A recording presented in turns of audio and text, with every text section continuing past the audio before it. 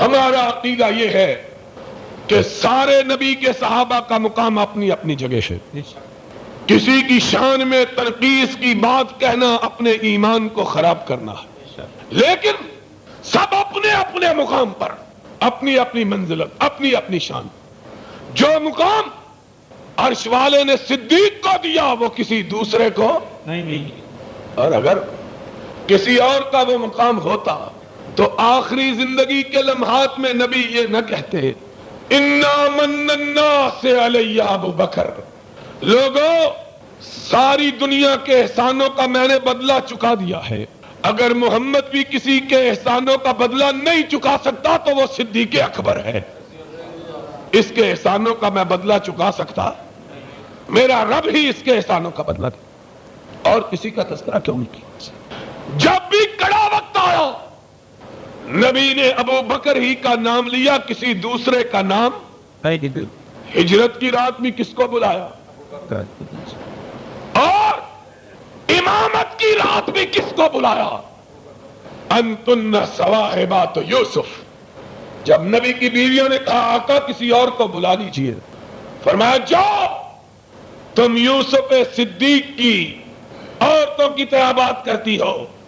یاد رکھو میری زندگی میں میرے مسلح پہ ابو بکر کے علاوہ کوئی نہیں کھڑا ہو سکتا.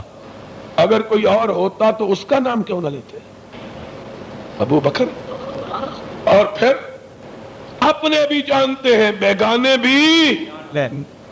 سقیفہ بنو ساعدہ میں جب صحابہ کا اختلاف ہوا امیر کون ہو، اور فیصلہ ہوا کہ مہاجر، ابو بکر کے مقابلے میں کوئی دوسرا نام پیش کرنے کی کسی کو جرأت پتا تھا.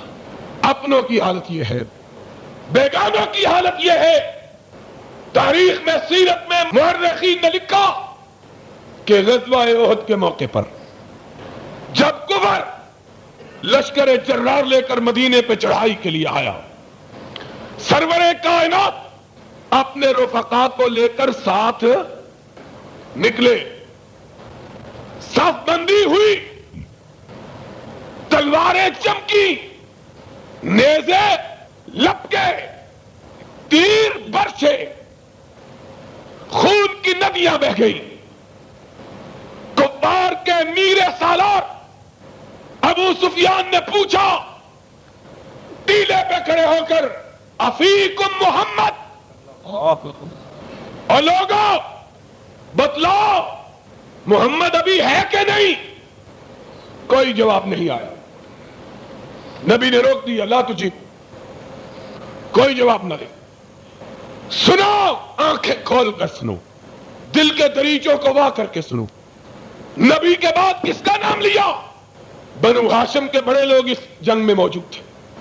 سید الشہداء حمزہ بھی موجود تھے، اور علی مرتضیٰ بھی موجود تھے، ابو عبیدہ ابن جراح بھی موجود تھے، طلحہ بھی موجود تھے، رسول کے پھوپھی کے بیٹے زبیر بھی موجود تھے، بنو ہاشم کے بہت سے لوگ موجود. لیکن کفار کے لشکر کے سالار کس کا نام لیتے ہیں؟ کہا فیکم ابو بکر. محمد کے بعد نام لیا تو صدیق اکبر کا لیا.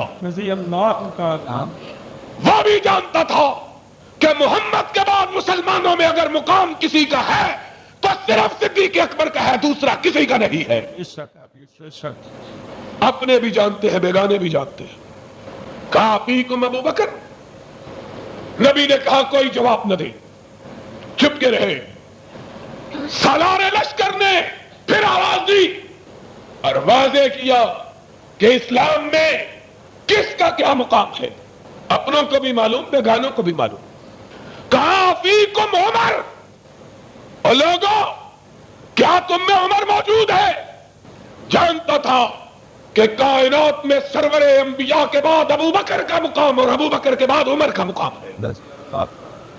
کسی چوتھے کا نام باتیں بنا لی، یہ کیا وہ کیا. کس نے کیا کیا؟ کس نے کیا کیا؟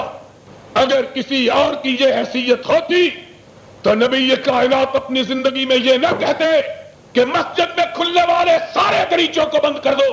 اگر مسجد میں کھلنے والا دریچہ کوئی کھلا رہے گا یا نبی کا کھلا رہے گا یا ابو بکر کا کھلا رہے گا رضی اللہ تعالی.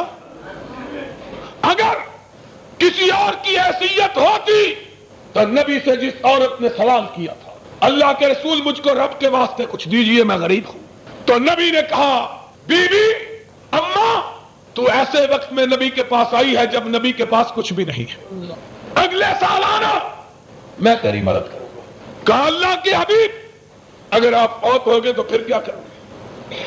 سنو، نبی نے فیصلہ فرما دیا، فرمایا فاتی ابا بکر، اے بی بی اگر محمد نہیں ہوگا تو محمد کا خلیفہ ابو بکر ہوگا.